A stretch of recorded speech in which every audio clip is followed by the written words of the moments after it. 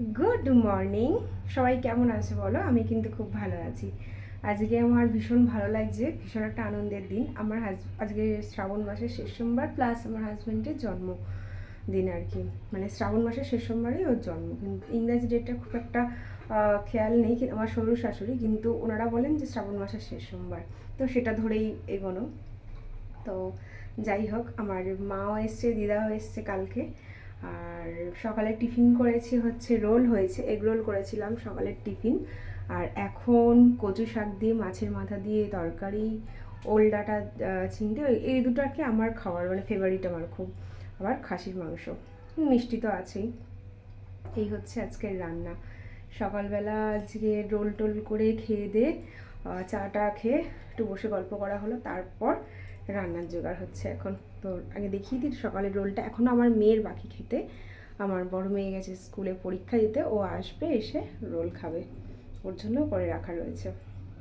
দেখো আমার মেয়ের জন্য সব গুছিয়ে রেখে দিয়েছি, একটু গরম করে দিতে হবে কারণ ও এলে ও পেঁয়াজ খাবে না, শুধু শসা আর লঙ্কা। আর এই যে সস ওনার জন্য, মানে উনি আসার টাইম হয়ে গেছে, ওই জন্যই আমি গুছিয়ে রেখে দিয়েছি। উনি আসলেই আর কি হয়েছে খাওয়ার এরকম।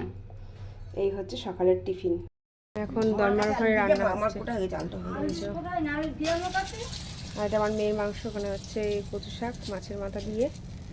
আমার দিদা পেঁয়াজ টিয়াজ করছে, ওখানে মাংস রাখা রয়েছে। হচ্ছে মা রান্না করছে, আমি ঘুরে বেড়াচ্ছি আর কি করবো।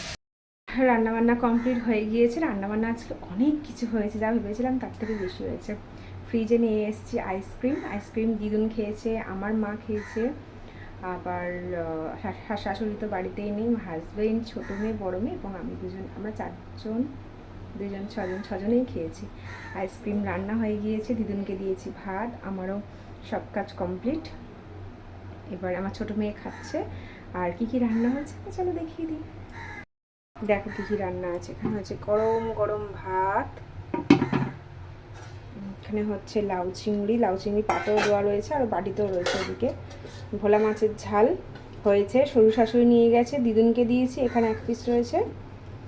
আর এইটা হচ্ছে খাসির মাংস, এখানে হয়েছে খাসির মাংস। আরও রয়েছে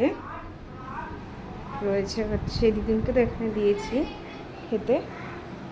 এখানে রান্না হয়েছে আর কি বলে ওল ডাঁটা চিংড়ি, এখানে হয়েছে ওল ডাঁটা চিংড়ি।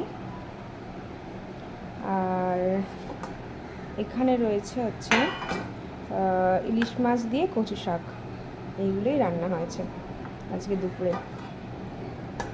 আর এটা সকালের রান্না, শ্বশুর শাশুড়ি নিয়ে যায় তো সেই জন্য ওনারা অল্প করে একটু ভাত রান্না করে নিয়ে যায় আর একটু রেখে যায় আমার মেয়ের জন্য, যেহেতু স্কুলে যাবে।